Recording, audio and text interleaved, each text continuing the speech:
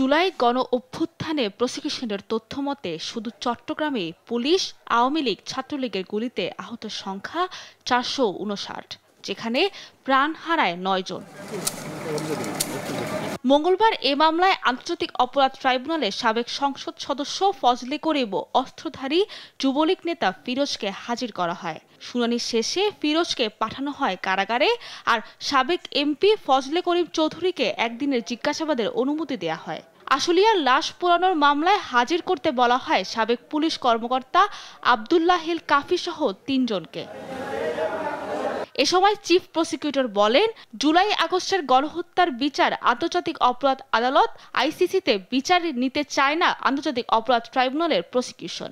তবে আইসিসি সহযোগিতা করতে চাইলে স্বাগত জানানো হবে। ঘটনা বাংলাদেশে ঘটেছে, আসামিরা এই বাংলাদেশেই বাস করে বা বাংলাদেশের আশেপাশেই আছে, সাক্ষীরা এখানকার, সুতরাং এই বিচার বাংলাদেশের কোর্টে হবে, এটাই হচ্ছে স্বাভাবিক বিষয়। আইসিসিতে তখনই যেতে হয় যদি কোনো রাষ্ট্রের অভ্যন্তরে সংগঠিত মানবতা বিরোধী অপরাধের বিচার করতে সেই রাষ্ট্র সক্ষম না হয়। তারা আমাদের বিভিন্ন টেকনিক্যাল সাপোর্ট দেবেন, সেটা অবশ্যই আমরা গ্রহণ করব। এদিন মামলার তদন্তের অগ্রগতি জানতে পেরে সন্তোষ প্রকাশ করেন গুমের শিকার বেশ কয়েকজন ভুক্তভোগী। এখন একটা পরিবেশ হয়েছে, সবাই বুঝতে পারছে যে অপরাধীকে দণ্ড দিতে হবে, এক্সাম্পল সৃষ্টি করতে হবে যাতে আগামীতে কখনো ফ্যাসিস্ট জন্ম না হয়।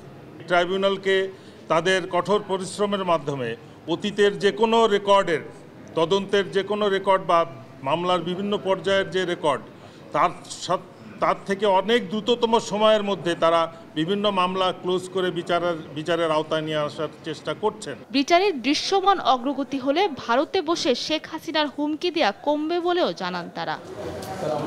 সাবরিনা মজুমদার, দেশ টিভি, ঢাকা।